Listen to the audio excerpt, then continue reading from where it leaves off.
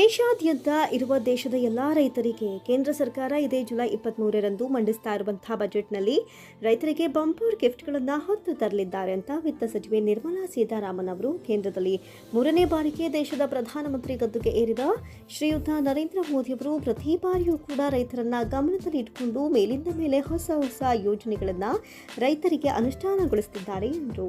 ರೈತರೇ ನಮ್ಮ ದೇಶದ ಬೆನ್ನೆಲುಬು ಅಂತ ಘರ್ಜಿಸುವ ಮೋದಿ ಅವರು ರೈತರಿಗಾಗಿ ಬಜೆಟ್ನಲ್ಲಿ ಬಂಪರ್ ಗಿಫ್ಟ್ಗಳನ್ನು ನೀಡಿದ್ದಾರೆ.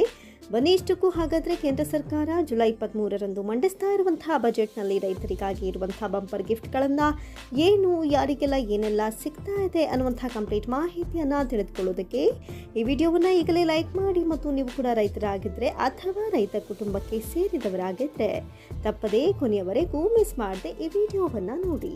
ಹೌದು, 3ನೇ ಬಾರಿಗೆ ಕೇಂದ್ರದಲ್ಲಿ ನರೇಂದ್ರ ಮೋದಿ ಅವರ ನೇತೃತ್ವದ ಎನ್ಡಿಎ ಸರ್ಕಾರ ರಚನೆಯಾದ ನಂತರ ಮೊದಲ ಬಜೆಟ್ 2024 ಜುಲೈ 23ರಂದು ಮಂಡಿಸಲಾಗ್ತಾ ಇದೆ.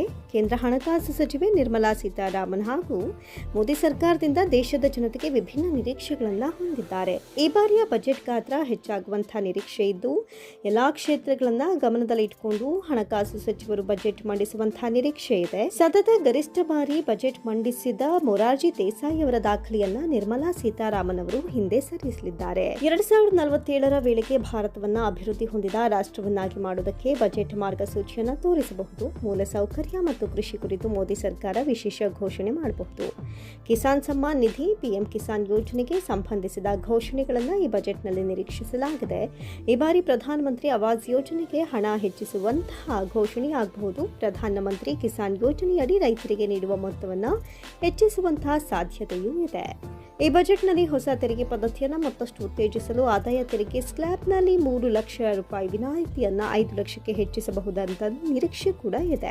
ಈ ಬಜೆಟ್ ಮಹಿಳೆಯರು, ಯುವಕರು, ರೈತರು ಮತ್ತು ಬಡವರ ಮೇಲೆ ಕೇಂದ್ರೀಕರಿಸಬಹುದು. ಬಂಡವಾಳ ವೆಚ್ಚಕ್ಕೆ ಸರ್ಕಾರದ ಒತ್ತು ಮುಂದುವರಿಯಲೂಬಹುದು.